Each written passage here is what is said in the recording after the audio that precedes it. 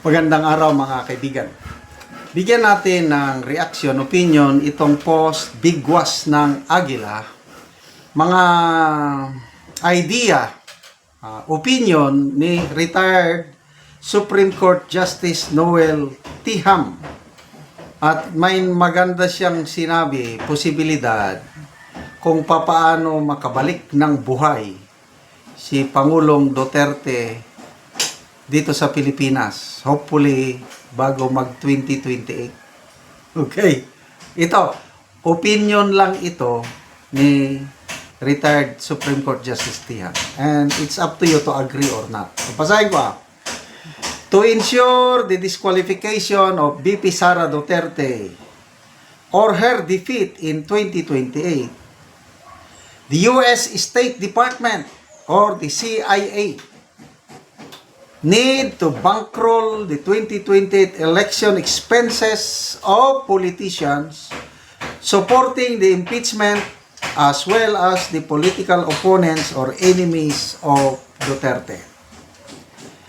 This will be a massive U.S. investment in election intervention in order to avoid regime change, a complete departure from the stronghold U.S. policy of disruption and destruction of existing foreign governments to effect regime change. It is a risky, humongous financial investment not guaranteed to succeed. Okay. So, ang sinasabi ni Justice Noel Tiham, binabantayan ng US itong mga political development sa ating bansa ngayon. And I believe it so. Hindi lang US, pati China, binabantayan din.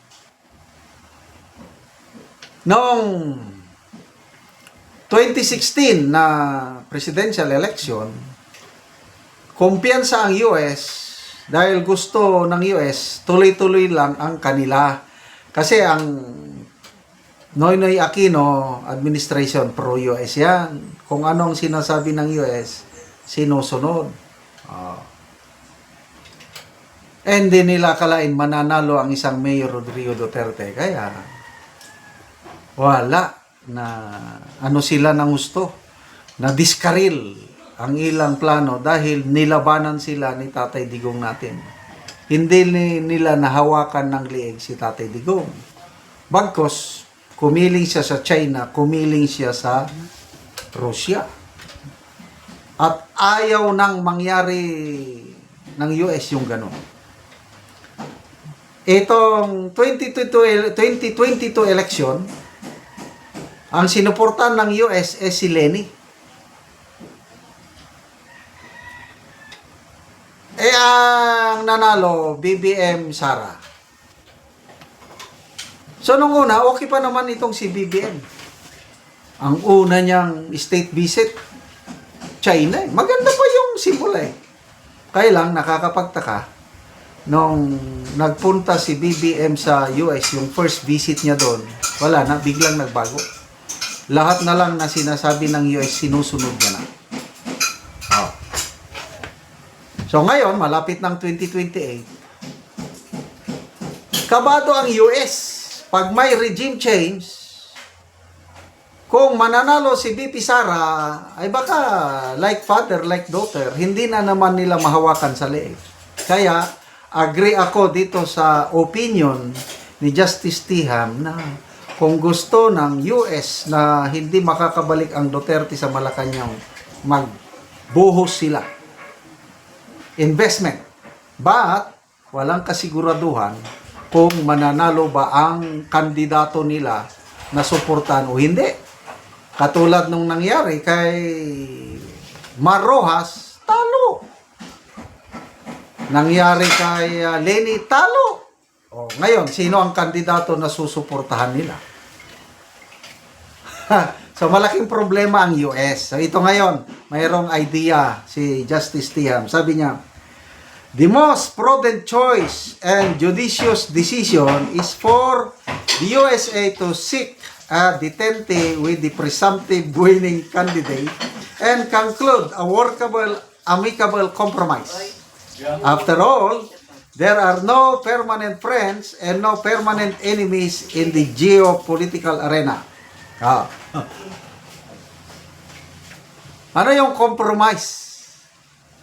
Para pag manalo ang isang Duterte presidency, okay pa rin ang US. Hindi sila masyadong ito. Pakinggan nyo. Repatriating PRRD from The Hague may be part of the compromise package. Gagawin ng US ang kanyang makakaya para ibalik nila si PRRD dito sa Pilipinas. Wow! Kaya nga nila yung presidente ng Valenzuela. Si Maduro, ang galing. Bilib ako sa US. Whatever US wants, US gets. Parang ganun. Sa Valenzuela, sa Pilipinas, parang hindi. Hindi nila kayang hawakan ang leeg ng taong bayan. Kung sino ang gusto ng taong bayan iboto sa 2028, yun ang lalabas. Oh. So, I don't know kung magkausap ba. If you are cynical that the USA can do magic, you can just ask yourself the following questions. Kung alanganin daw kayo na hindi ito magagawa ng US na pabalikin si Tatay Digong natin dito. Question number 1. Which superpower is bold enough to cause the rendition of PRRD?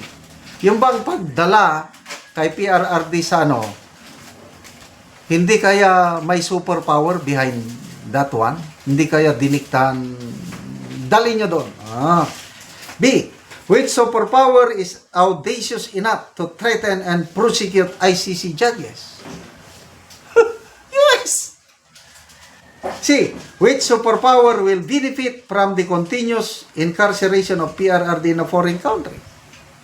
Akala nila, hihinang mga Duterte, pag naipakulong nilang Tatay Digong, baliktad, lalong lumalakas ang ating Tatay Digong, BP Sara. Doon sila nagkamali. Akala nila na dahil napakulong na nila si Tatay Digong sa US, mag-die down na rin ang suporta sa mga Duterte. They were totally wrong. Lalong lumalakas ngayon ang mga DDS. Hindi tayo papayag na basta-bastayin na lang ikulong ang ating tatay. But ako natutuwa, ano kaya kung may compromise deal? Sige. Tulungan namin na si Digong makabalik sa Pilipinas. Basta pag nanalo ka, ganito. I don't know. Natutuwa lang ako sa ganitong idea ni Justice Tiam. Sana mangyari. Mga kaibigan, salamat sa inyong pagsubaybay sa ating channel. Nakakatulong kayo ng malaki sa tribong Talandig ng Bukidnon dahil ang income natin sa channel na ito is pantulong po sa tribo. Namimigay tayo ng libreng yero at pako para makapagpatayo sila ng mas maayos na tirahan. Panoorin nyo ang video nito.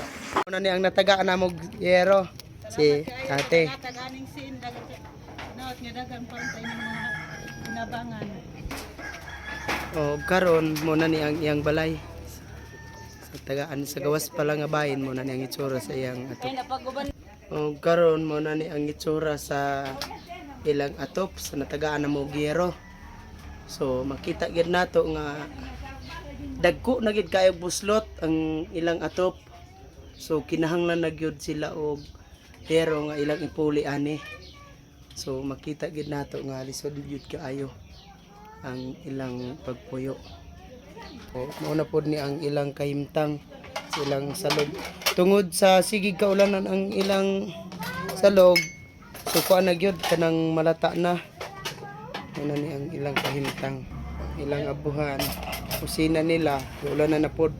So muna ni ang tubig nga nasalod sa ulan. Mga karaan na gid kayo nga yero. Karon ate, pila na ni katuig ang inyong balay, ang inyong atop nga yero nga inani na gyud ang hitsura dako na kaayo og mga buslot. 10 years na ni. So 10 years. Ngano man sa kadugayon wala gyud mo na kapalit og yero para lang nga makaatop mo. Tungod kay ang among kita igora mang bitkuan igora ramong kadadlaw nga panginahanglan sa among pagkaon. So taman ra gid mo sa pagkaon. So dili na wala gid mo nag Kuan wa day budget. wala gid may naka-budget para lang ang mga pagkaatop mo. So unsa day ang trabaho sa imong bana? Kuan ra farmer Mag-uuma lang. o mag-uuma. Oo, so lisod gyud. So Sura. mm, Dagang salamat sa Ginoo ug sa nagtabang ani nga sa sin karon makaayo na gid among abuan. so dili Dili na. gid mi matulukan. Oo. So salamat. Salamat. Mm.